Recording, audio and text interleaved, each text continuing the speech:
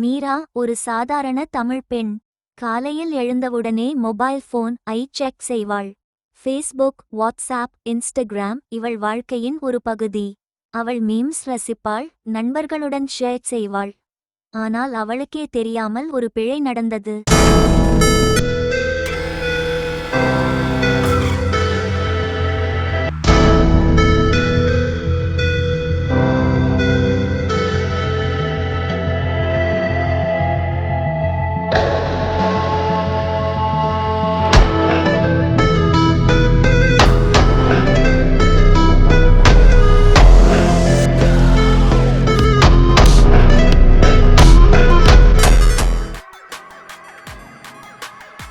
ஒரு நாள் மீரா வாட்ஸ்ஆப் இல் ஒரு செய்தி பார்த்தாள்.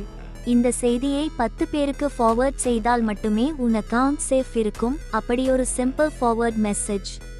யோசிக்காமல் மீரா அதை ஷேர் செய்தாள். ஆனால் அதுவே அவளுடைய வாழ்க்கையை முடிவு கட்ட ஆரம்பித்தது.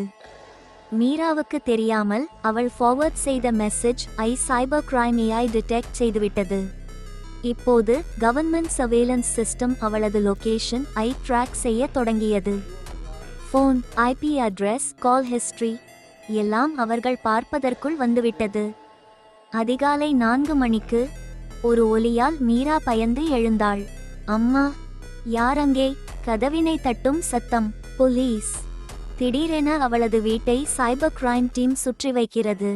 மீராவின் ஃபோன், லேப்டாப் எல்லாம் பறிமுதல் செய்யப்படுகிறது. இனி அவள் எந்த சந்தேகத்திற்கும் விடை கொடுக்க முடியாது. அவள் சட்டம் முறிந்ததாக கருதப்பட்டாள். இது யாருடனும் நடக்கலாம்.